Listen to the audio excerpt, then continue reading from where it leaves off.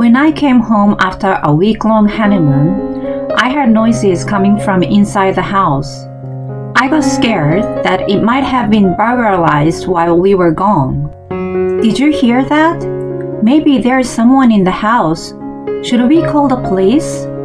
I asked my husband, but he didn't seem to be concerned at all. It's all right. He walked into the house as he assured me. I followed him in a haste and found my mother-in-law and sister-in-law inside. I was relieved to see that they were not thieves, but I wonder why they were there. They supposedly offered to take care of the house while we were away, so my husband had given them the key. I thought they were going to leave after we returned. It's going to be dark soon if you don't go home, I urged them. Let us take it easy today. They not only didn't leave, but took over the living room and started to take a shower without permission. I thought they would go the next day. The next morning, they didn't show any sign of it at all. When I came home from work, they were still there. I couldn't take it anymore, so I asked my husband to kick them out. His reply was, We all live together now, so if you don't like it, you get out. He was asking me to leave instead. I said, okay, and left with only the bare necessities in my carry-on case. My name is Izzy. I'm a 29-year-old editor of a magazine. 3 years ago, I met my current husband Alex through a friend. I had hardly been in a relationship before him.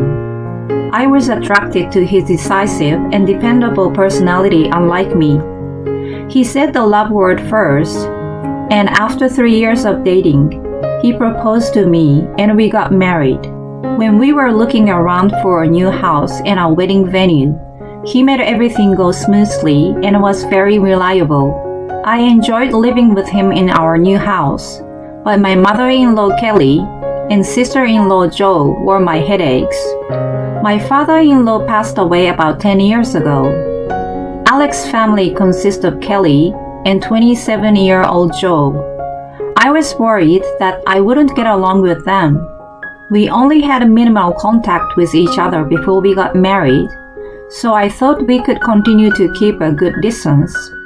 However, after we got married, they started bothering me. Kelly called me almost every day. Can you increase my allowance just a little bit? I can't live a decent life with the current amount. Just $200 more is enough. She nagged me. Alex was in charge, so I told her to ask him instead of me. I'm sure you're spending extravagantly. That's why you can't give me more. You're supposed to take good care of your in-law, or karma will bite you. She refused to listen to me and even blamed me for her problem. Other than that, she told me to visit her more and help her with the chores. And as a daughter-in-law, it was polite to send her favorite food every month. While she gave me lectures over the phone, Joe visited me unannounced. When I was cooking dinner, she often came over saying, I was in the neighborhood, so I thought to drop by. Is your dinner ready yet? I'm hungry. Please hurry up and let me eat. She relaxed on the sofa until it was ready, and then left after she ate. I told her numerous times to give me a notice before she came by, and also not to come so often. Don't mind me, I'm just stopping by. You can just feed me whatever.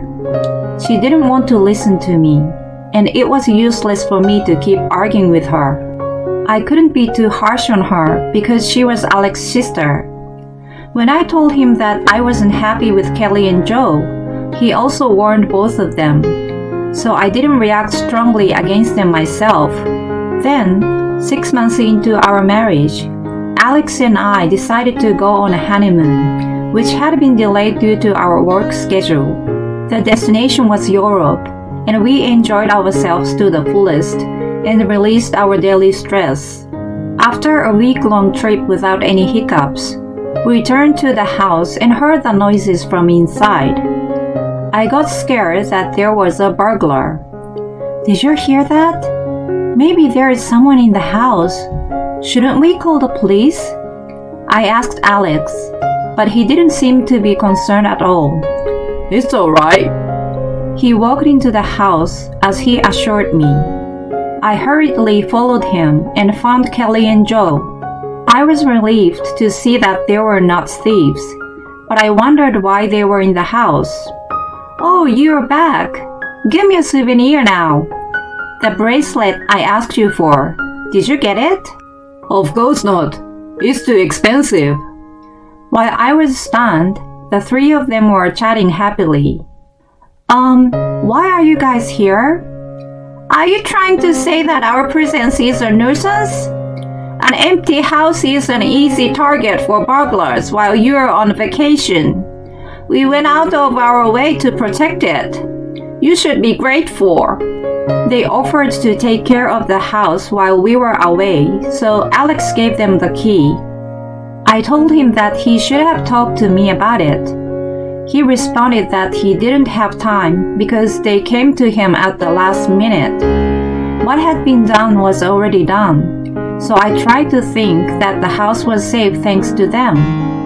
I took a look around the house and found that every room was messy with their stuff. Joe's clothes were hung in large quantity in the closet, and the rest that didn't fit were piled up on the floor. In the living room, clothes, bags, remote controllers, comic books, and all sorts of things were thrown around, not only on the table, but even on the floor. I was exhausted after my flight, and I was frustrated to clean up all those things. But that wasn't a problem. I thought Kelly and Joe were going to leave after we arrived, but they didn't. It's going to be dark soon. If you don't go home now, I urged them. Let us take it easy today. They not only didn't leave, but they took over the living room and started to take a shower without permission. They totally made themselves at home. I thought they were going to leave the next day, but there was no sign of it the next morning. And they were still there when I came home from work. I told them that it was time for them to go home. We are family. You don't have to mind us. You can just pretend we are not here. They adamantly stayed put. Although I was told not to care about them, I was the one who cooked, cleaned, and did laundry. I didn't feel at ease at all. If I didn't get rid of them, even by force, they would have remained as long as they wanted. I decided to ask Alex to kick them out. I was cleaning up my room until he came home when I noticed that one of my perfume collections was missing. It was a limited edition that was no longer on sale and cost over $300. I had been using it carefully little by little. I panicked and asked Kelly about it, but she didn't even know I had perfume. When I questioned Joe, "Oh, I have it," and she pulled it out from her bag and handed it over. The bottle I got was almost empty. I had used it so carefully that I still had more than 6% of it left. It smells good, doesn't it? My friend liked it too, so I lent it to her. She showed no sign of apologizing, and I finally lost my temper. Why did you use it without asking me? What you're doing is theft. Didn't you learn that you shouldn't steal from others? What the hell? I only borrowed it for a moment. Why are you overreacting? If you just borrowed it, then give me back what you used. Fine, but it was already used, so I will give you half of the money. I don't want the money back. I want the same perfume back. You are so mean. Just for the stupid perfume. I know that brand too. It shouldn't be so expensive. She looked up the price on her phone. Holy cow! Why is it so expensive? Are you dumb spending $300 for perfume? If it's so important, why don't you look it up? It was more expensive than she thought, so she became upset with me. It's valuable to me, so I used it only inside the house. I never imagined that I would end up having a relative that comes into my room and uses my things without my permission. While we were arguing, Alex came home. What are you guys making a fuss about? Listen, Alex, I only used a little perfume, but she called me a thief. I left her complaining in the living room and told Alex what happened in the bedroom. I told him that I was out of patience and wanted him to get rid of them. Don't get so worked up about a little thing. And I haven't told you that they are going to live with us in this house. My mouth was agape hearing his unimaginable reply. My mom's house was old and some parts were falling apart. She was contemplating whether she should repair them or move out. We have spare rooms here, and she could save some money, so we decided to live together. Why didn't you talk to me about it? Do you own this house? I'm paying the mortgage too, right? Don't blame me. My mom took it upon herself to sell her house. Anyway, we are living together, so if you don't like it, you get out. He decided without discussing it with me, and even told me to leave. I felt my feelings for him fading away. I understand. I started packing the bare necessities in my carry-on case. Alex didn't try to stop me, but commented that I was immature to run away after a fight and walked out of the bedroom. Kelly and Joe were grinning at the sight of me packing and locked the door as soon as I walked out of the house. I had no intention of going back there and had no feelings in particular. Then I went to a hotel and called my boss, with whom I usually consulted on various matters, and asked for a few days off. I looked for an apartment during my days off and informed my parents that I separated from Alex with an explanation. They asked me what I was going to do, and I told them I was going to get a divorce. In the meantime, Alex texted me once. When you are sorry, you can come back. Mom and Joe both say they would forgive you. When I called him to ask for a divorce, he, at first, resisted by saying, You are divorcing me over something like this? You just have to put up with it a little bit. He eventually understood that I was determined and agreed to it. From then on, things proceeded smoothly, and the divorce was finalized in 6 months. I wanted to get rid of him ASAP, so we quickly went over the division of property, and I gave the house to him. We had been married for less than a year, and we were divorced. My friends and co-workers were worried about what had happened. If it was all me, I had shrugged them off and hadn't been able to talk about it. This time, I was so over it that I told them the details. They all said, That's impossible. I'm sorry you had to go through that. I was glad to have told them, as they sympathized with me, which made me feel a bit better. After I started living alone, I worked harder than ever before. Instead of spending time on chores, I took up 3 times as many projects as usual, and even supported those who were overwhelmed. My boss was concerned about me, but when I became alone, the memories of the hard times popped up in my mind, and I started blaming myself. I was grateful to devote myself to work. While I was submerged in work, Alex called me about 5 months after my divorce.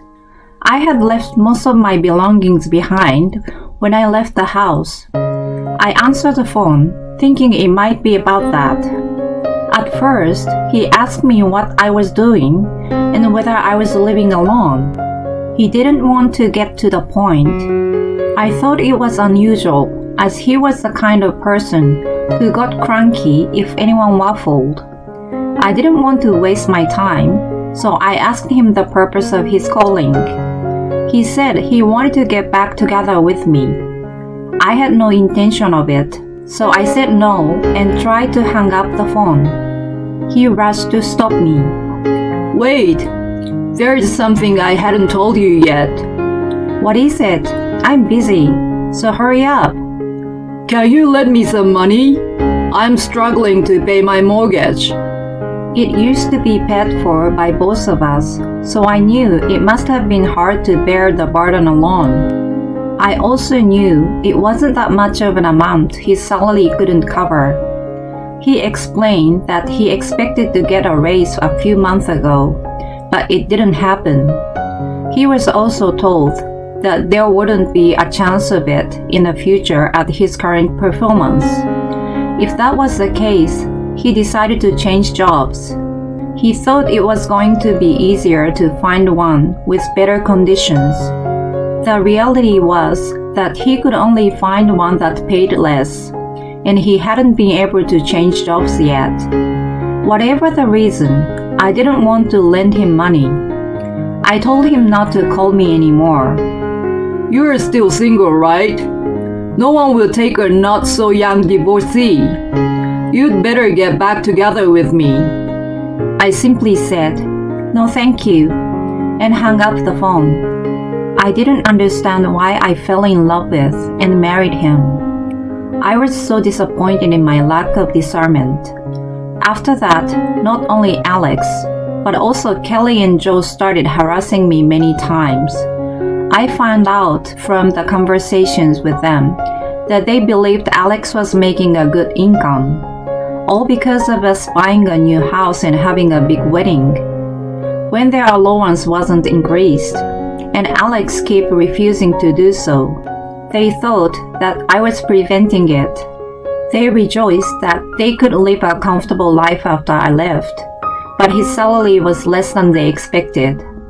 When they realized that the life they envisioned was disappearing, they called me in panic. They must have thought men were paid more than women, but my salary was higher than his. I wanted to block them all on my phone, but Alex knew where I worked. I was worried he would call me at work or show up at my office, so I tried to answer his call once a few times. He usually complained about Kelly and John spending too much money and he had run out of savings. They started working part-time, but they couldn't make ends meet because they spent it so quickly. It was always about money. I thought if I told him that I didn't have any either, he would stop calling me. I decided to tell him the next time he called. That day, as usual, he said, I need a loan. I don't have any money to pay the mortgage this month. So I responded, actually, I'm going to resign from my job soon. I've spent most of my savings, so I want you to lend me some money. If you think I'm lying, you can ask someone at work. Hearing this, Alex just said, I see, and hung up the phone. Since then, he stopped calling me. When I told my friend about this, she told me Alex's current situation was much more difficult than I had heard. He ended up getting a less paying job, and most of his salary was taken by the mortgage payment. Not only that, Joe had an affair with the manager of her part-time job. His wife found out and filed a civil tort claim against her. In the beginning, Joe claimed that the manager asked her out, and she had no idea he was married. However, based on the exchange of text, she was aware that his wife was pregnant and asked him out. The manager and his wife divorced, and Joe was charged a large amount of compensation. Her friends found out about it, and she lost both her job and friends. Alex's family is paying the mortgage and the debt created by the lawsuit. It's like they live to pay off debt with debt. Kelly supposedly complains that her friends had grandchildren and her kids are still single and poor. Alex whined to his friend that they fight every day. He laments that he's single now, but women don't pay attention to him. He lost weight and looks disheveled. He's looking much older than his age. What woman would want him? A friend rolled her eyes. I told many people why I divorced him, and now this friend is the only one he has. He has no one else to talk to, so he tells her everything. She's the one who introduced us and feels a bit responsible for the outcome. Not only does she weirdly enjoy hearing his dramas, but she keeps in touch with him to keep him away from me. As for me, I have recently founded a web magazine with my university friend. I left my job and spent most of my savings to set up the company. It's a small startup, and I have to do a lot of things on my own, but I'm happy to take on new challenges. I used to be intimidated to start new things, but thanks to many obstacles that have been thrown my way, I'm able to manage them now. And I have a new relationship with a guy I met at work. He respects my feelings and leads me. Thanks to meeting him, I realized that Alex was not the decisive leader, but was just selfish. For a few months after my divorce, I felt like I could never get married or have a boyfriend again. Now I'm able to think positively and want to cherish my new happiness.